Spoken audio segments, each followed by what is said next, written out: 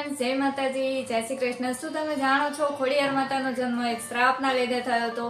જી હા મિત્રો, તમે એકદમ સાચું સાંભળ્યું। ખોડિયાર હું છું કાજલ પટેલ, આપની આ ચેનલમાં હાર્દિક સ્વાગત કરું છું આપ સૌ। આજે આપણે જાણીશું માતાજીની આ કથા, જે હું તમને મારા પોતાના અવાજમાં સંભળાવીશ। તો વિડીયોને અંત સુધી જોજો અને પોતાના પરિવારમાં જરૂરથી શેર કરજો।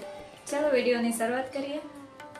જે મામડિયા ચારણના નામે એક મહાન ભક્ત રહેતા। એમની પાસે સુખ, શાંતિ, સમૃદ્ધિ બધું જ હતું। બસ એમને એક જ પ્રોબ્લેમ હતી કે એમના ઘરમાં કે એમના કુળમાં કોઈ દીકરીનો અવતાર જ નહીં। બસ માતાજીને એટલી જ પ્રાર્થના કરતા કે હે માં, મારા ઘરમાં તમે દીકરીના રૂપે અવતાર લ્યો, મારા ઘરનું આંગણું સૂનું છે એને રળિયામણું બનાવો। એવી રીતે બસ રાત દિવસ એ પ્રાર્થના કરતા અને ગાયો ચરાવતા। એક દિવસ એમના જીવનમાં એવી ઘટના બની જાય છે કે જે એમના જીવનને આખું બદલી નાખે છે। તો ચલો મિત્રો, જાણીએ આપણે કે એવી તો કેવી ઘટના બની જાય છે કે જેમનું આખું જીવન બદલાઈ જાય છે। એક દિવસ રોજની જેમ એ જંગલમાં જાય છે, એમને એક સાપ દેખાય છે। એ સાપને જોઈને એમને એમ થાય છે કે લાવને હું આ સાપને મારી નાખું।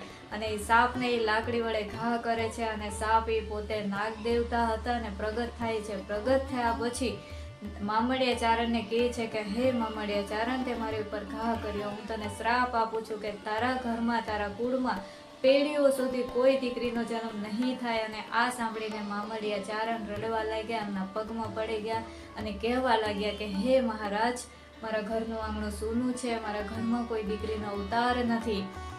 અને આ બધું સાંભળીને નાગ દેવતાનું દિલ પીગળી જાય છે અને નાગ દેવતા એમને કહે છે કે તને જે આપેલો શ્રાપ એ હું પાછો તો નહીં લઈ શકું, પણ એને આશીર્વાદ રૂપે ફેરવી દઉં।